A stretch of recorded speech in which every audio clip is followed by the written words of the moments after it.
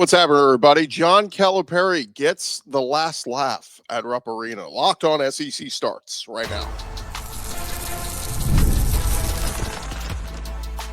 You are Locked On SEC, your daily podcast on the Southeastern Conference. Part of the Locked On Podcast Network, your team every day. And what's up, everybody? Welcome into Locked On SEC. It's great to have you guys along. I'm Chris Scordy. Thanks for making Locked On SEC your first listen every day. Shout out to everydayers. We're free and available wherever you get your podcasts and on YouTube. Part of the Locked On Podcast Network, covering your team every day. In this episode, brought to you by FanDuel. Super Bowl 59 is here. No better way to make every play more exciting than with FanDuel Sportsbook. New customers can bet just $5.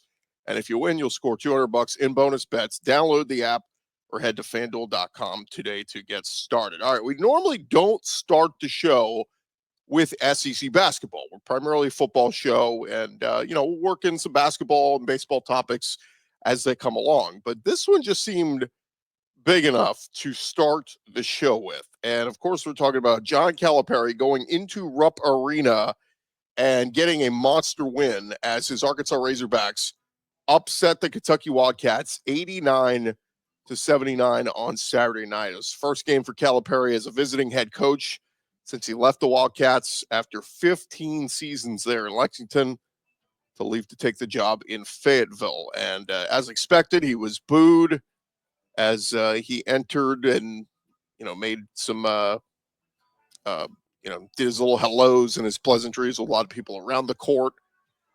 But the lineup introductions, the former Kentucky players on the Arkansas roster, of course, they drew a round of boos as they were introduced.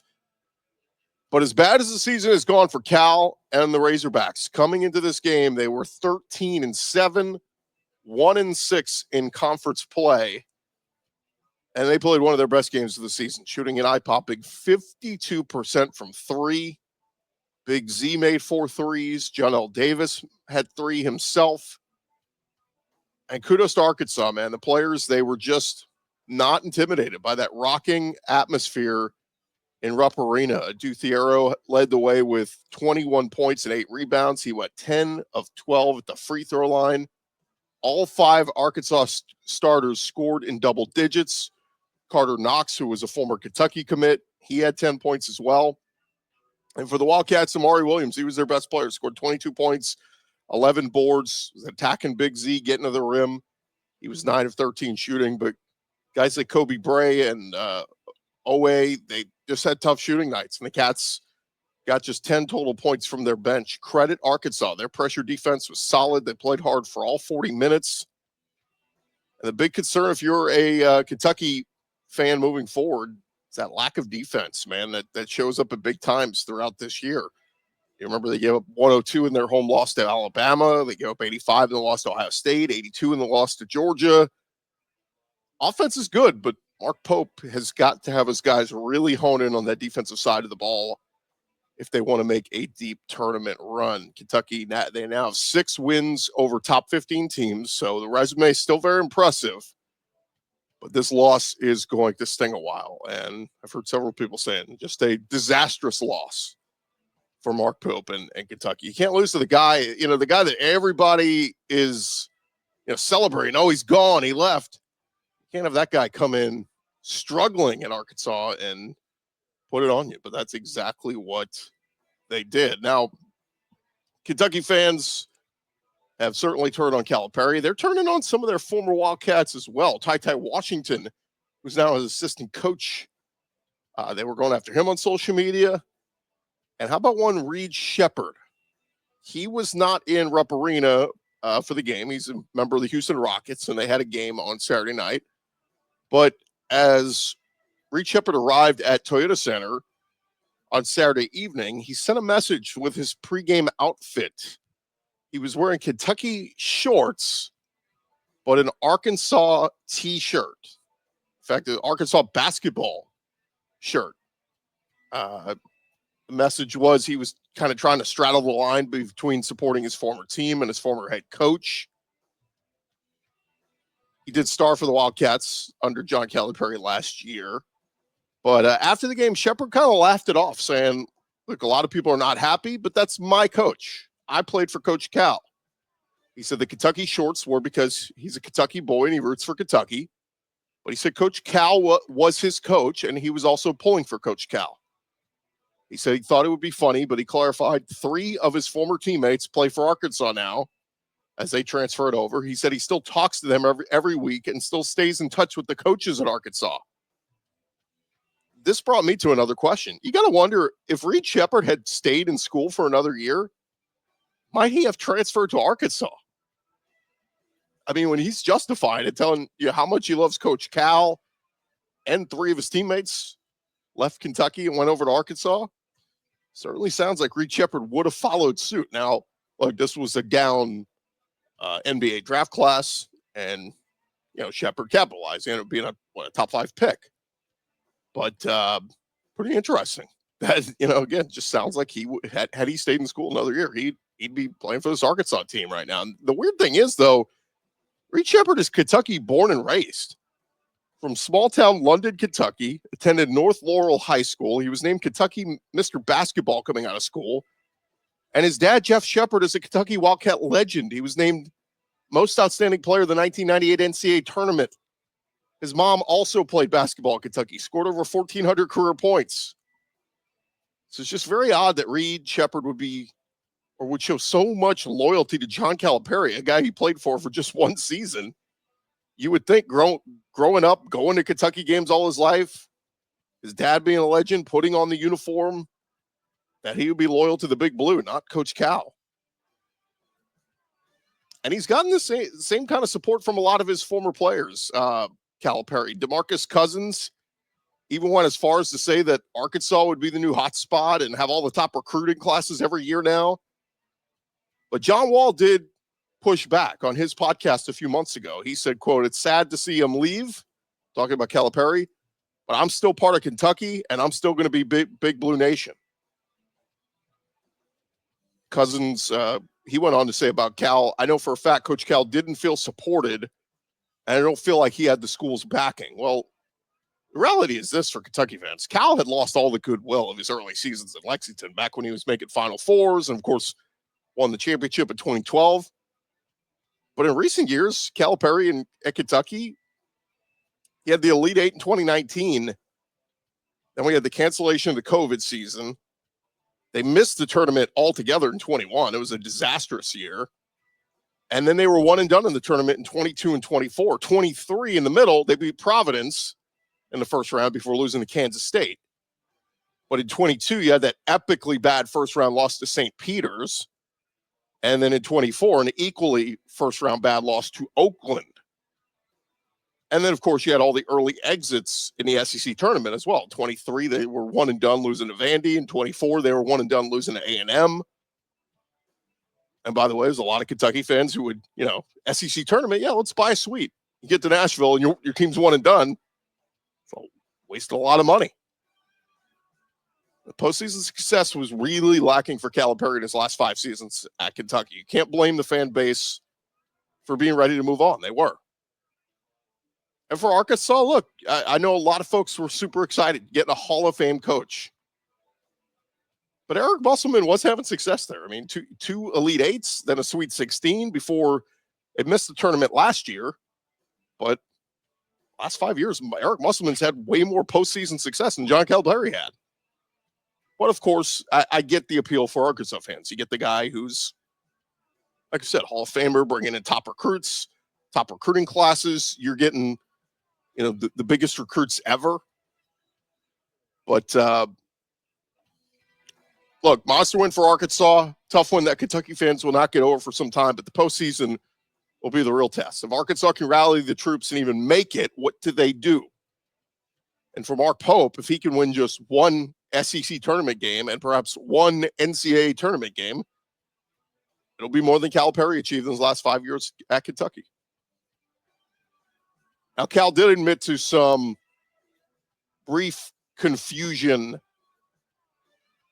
on during the game on Saturday night. He was making his return to Rupp Arena, right? He said, "Look, I got to be honest with you," and Aduz did the same thing. "I looked up a couple times and thought we were losing because I kept looking at the Kentucky side instead of the Arkansas side.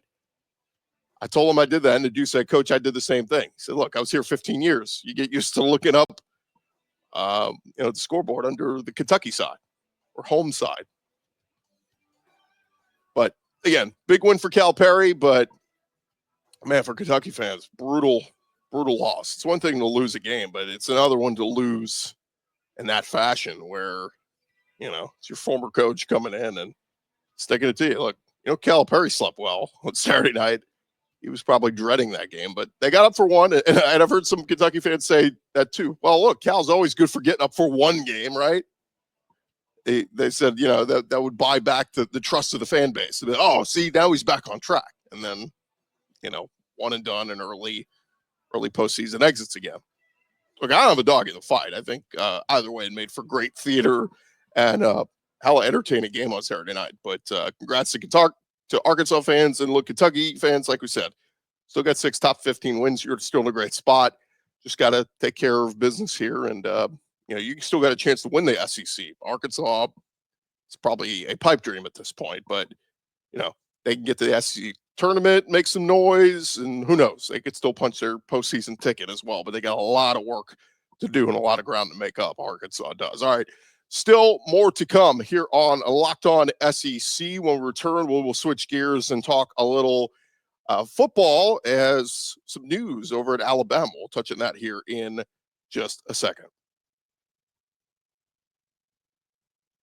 First, want to remind you guys, Super Bowl 59 is here. One game, 2 teams, endless possibilities. And there's no better way to make every play more exciting than with FanDuel Sportsbook. Whether it's predicting the first touchdown, calling the MVP, or even betting on the coin toss, FanDuel makes it easy for you to get in on the action with live betting all game long. You can adjust your bets as the game unfolds and feel the thrill from kickoff to the final whistle. Live betting feature lets you stay involved no matter what happens on the field, and the app is super easy to navigate. Plus, knowing that you can place a $5 bet and potentially win $200 in bonus bets for the Super Bowl, that is the icing on the cake. Go download the app today. Head to FanDuel.com to get started. Bet just $5, and if you win, you'll score $200 in bonus bets. That's FanDuel.com. Bet with FanDuel, the official partner of Super Bowl 59.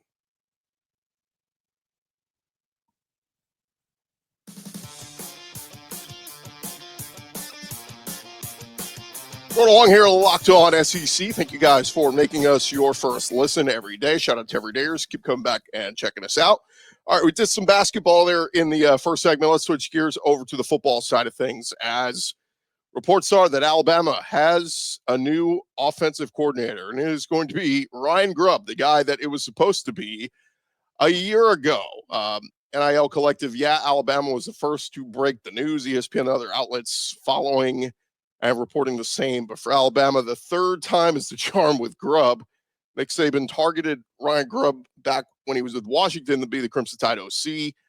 Did not get him. A year later, Grubb was hired and set to follow Kalen DeBoer from Washington, but at the last minute opted to take the OC position with the Seattle Seahawks. Well, Grubb was dismissed from Seattle following the conclusion of this past football season. Grubb has been in coaching since 2003, 2 seasons in the power ranks at Washington, 1 year in the NFL. Under Grubb, former Washington quarterback Michael Penix broke records leading the Huskies' high-powered attack back in 2023. Washington was number 2 nationally in passing offense in 2023, averaging 343 yards per game through the air. Huskies are number 12 in total offense, number 13 in scoring offense.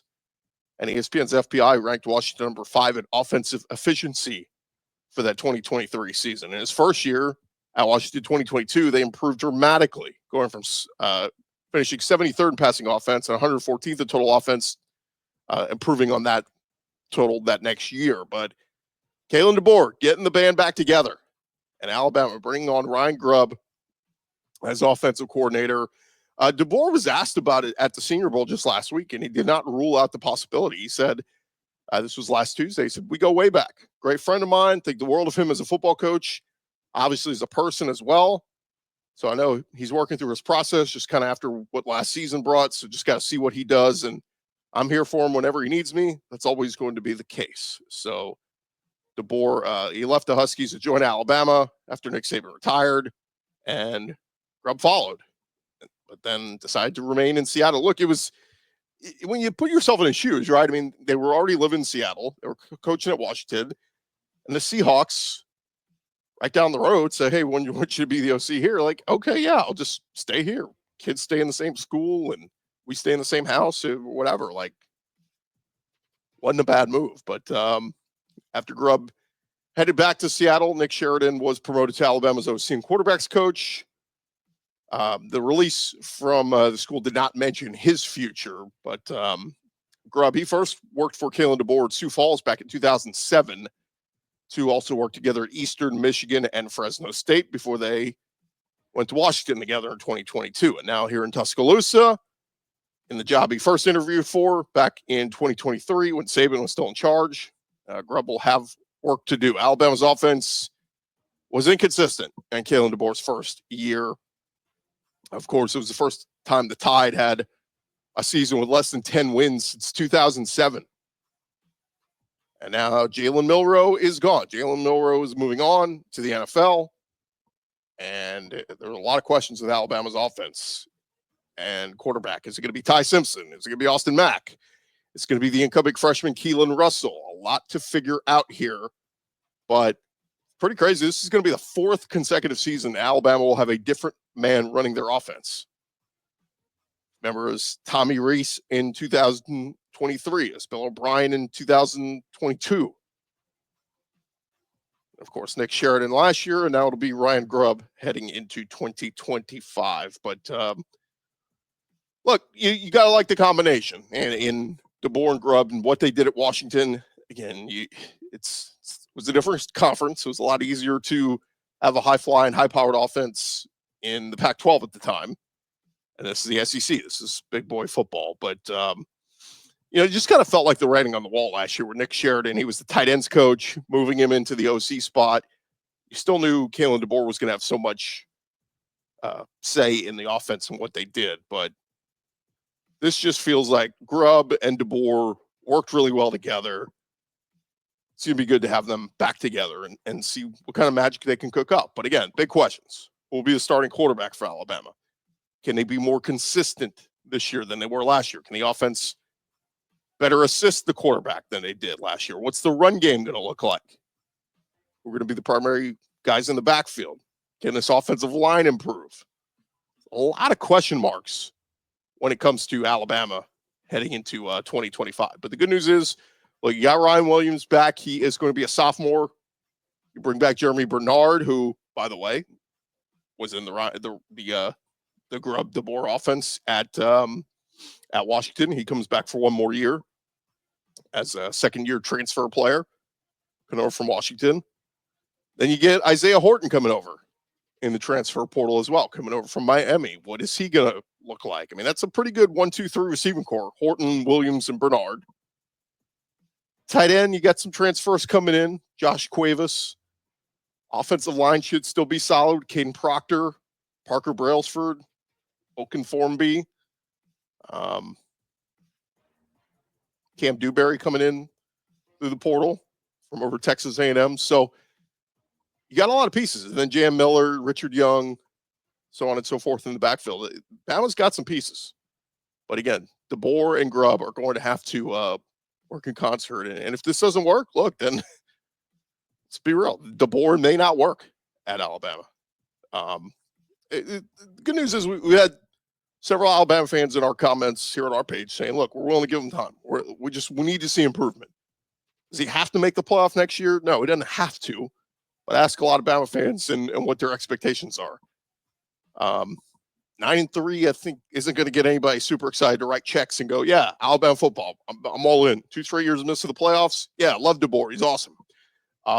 Consistent quarterback play has to be better. Because Milroe was, my God, so up and down, up and down. Tennessee game is terrible. LSU game is awesome. The game against Georgia, awesome. The game against Oklahoma, awful. I mean, it was just like this. I kept describing it as a roller coaster season for Jalen Milroe, and it really was to the nth degree. It was a roller coaster season for him. But speaking of Milroe, we got some news on him coming up next. We'll get you an update from the Senior Bowl as we put a cap on that, and a lot of former SEC guys making names for themselves this past week in Mobile. Still more to come here on the Locked On SEC, part of the Locked On Podcast Network, covering your team every day.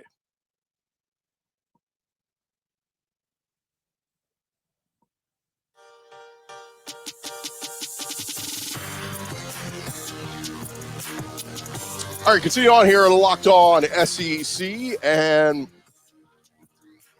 wanted to get to a couple more football nuggets. I don't know how many of you watched the Senior Bowl. We normally go every year. We did not make the trip out there this year, but it's always a lot of fun to get out there and get some eyes on some of the SEC guys. And particularly, normally we get some interviews and talk to a lot of those guys and get some thoughts from them on, making that transition and jumping to the next level. But one guy that was certainly garnering a lot of attention this week was the guy we were just talking about, Jalen Milroe, the former Alabama quarterback, who just had a rough week, right? I mean, when you look at his performance, he starts the week off measuring in with small hands, something that, NFL teams tend to frown upon when it comes to quarterbacks.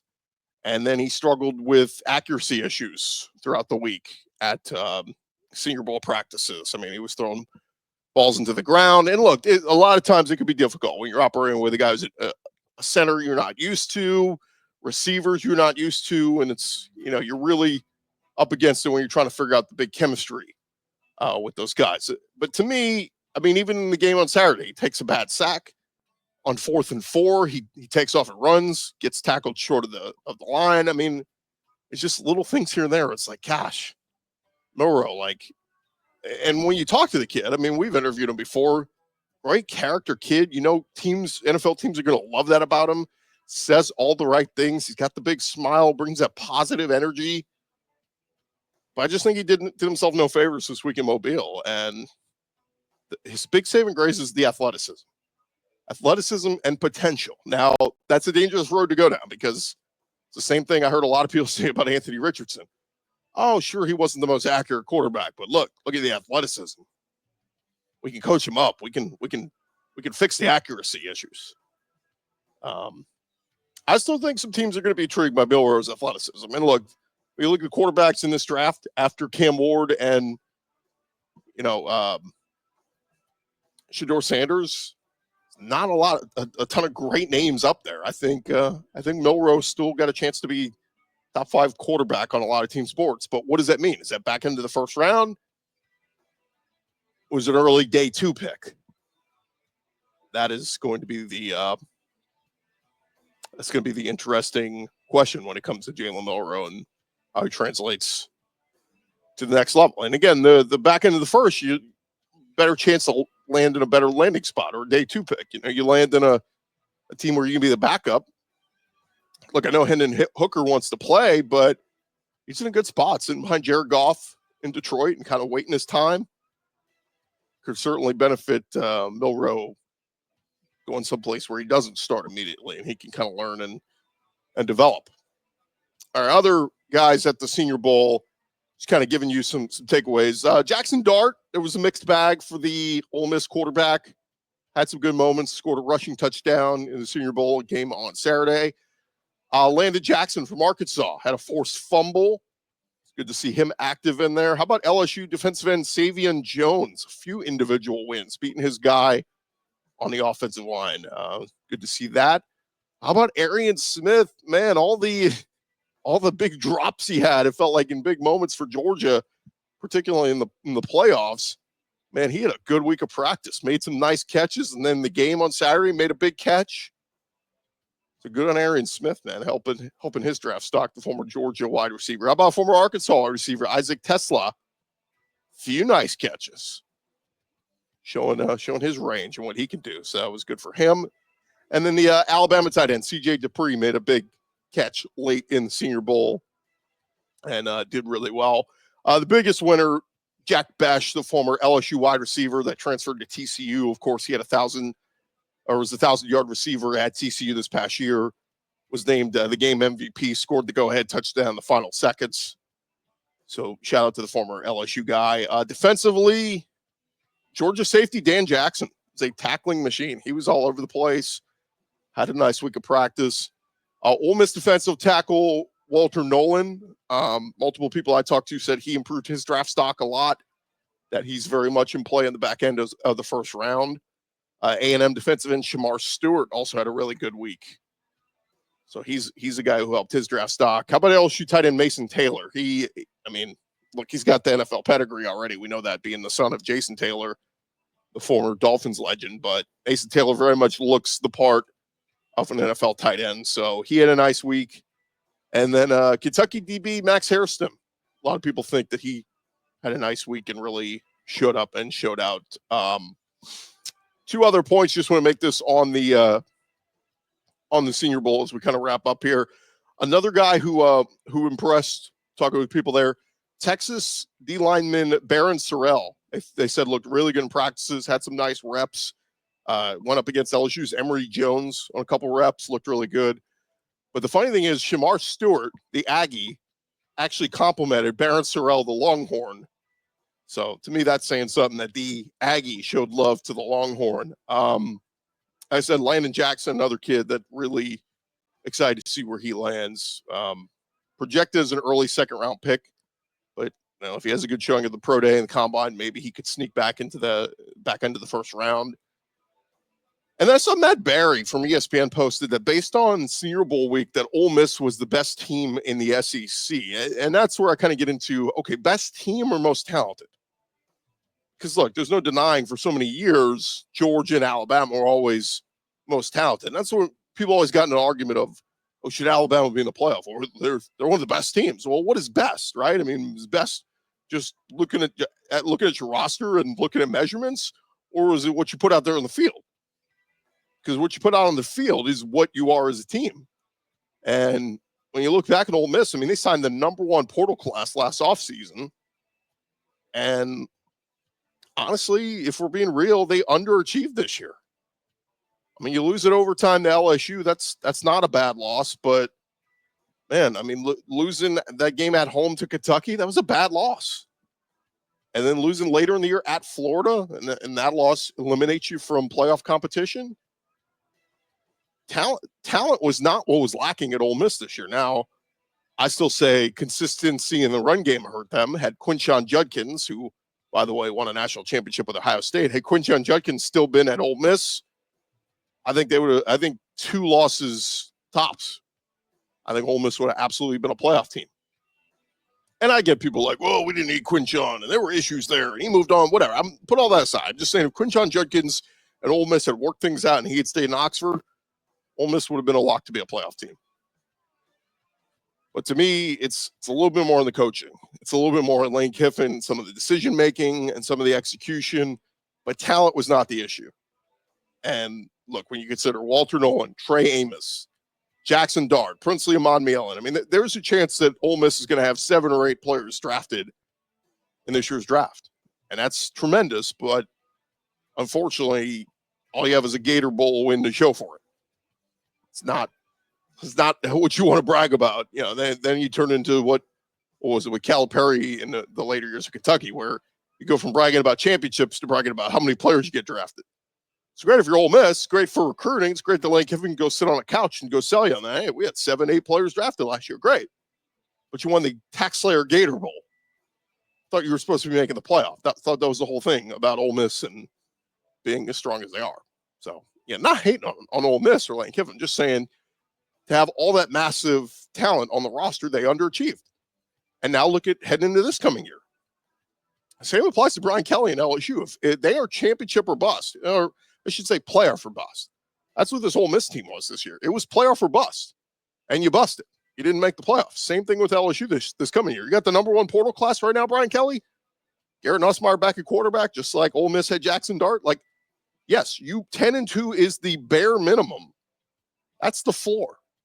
You go below the floor, that's a disappointing season, and you massively underachieve. All right, that is going to do it for this edition of Locked On SEC. Thank you guys so much for checking us out. Come on back and check us out tomorrow. We'll have some interviews throughout this week. It is Super Bowl week, so we'll catch up with some former SEC players as well. I'm Chris Gore. This has been Locked On SEC. You guys have a great day. We'll talk to you guys tomorrow.